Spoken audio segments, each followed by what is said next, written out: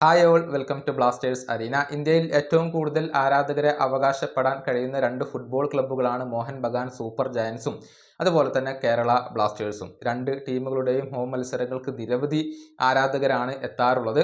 പക്ഷേ കേരള ബ്ലാസ്റ്റേഴ്സിൻ്റെ ആരാധകരുടെ ആ ഒരു ശക്തി ഇപ്പോൾ ക്ഷയിച്ചു കൊണ്ടിരിക്കുകയാണ്. ടീമിൻ്റെ മോശം പ്രകടനത്തെ തുടർന്ന് അറ്റൻഡൻസിലൊക്കെ കാര്യമായ ഇടിവ് സംഭവിച്ചിട്ടുണ്ട്. മുൻപൊക്കെ കൊച്ചി സ്റ്റേഡിയത്തിൽ ഏകദേശം 30,000-ഓളം ആരാധകർ എത്താറുണ്ടായിരുന്നു. ഇപ്പോഴത് നേർപകുതിയായി കുറഞ്ഞിട്ടുണ്ട് എന്ന് വേണമെങ്കിൽ പറയാം. അല്ല എങ്കിൽ അതൊരു 20,000-ലേക്ക് മാത്രമാണ് എത്തുന്നത്. ക്ലബിൻ്റെ മോശം പ്രകടനം തന്നെയാണ് അതിന് കാരണമായിട്ടുള്ളത്. ഏതായാലും മുൻപ് മോഹൻ ബഗാനു വേണ്ടി കളിച്ചിട്ടുള്ള അൽബേനിയൻ സൂപ്പർ താരമാണ് അർമാൻഡോ സാദിക്കു. നിലവിൽ അദ്ദേഹം FC ഗോവയ്ക്ക് വേണ്ടിയാണ് കളിച്ചുകൊണ്ടിരിക്കുന്നത്. ഇന്ത്യയിലെ ഏറ്റവും മികച്ച ആരാധകർ ആരാണ് എന്ന ചോദ്യം അദ്ദേഹത്തോട് ചോദിക്കപ്പെട്ടിരുന്നു.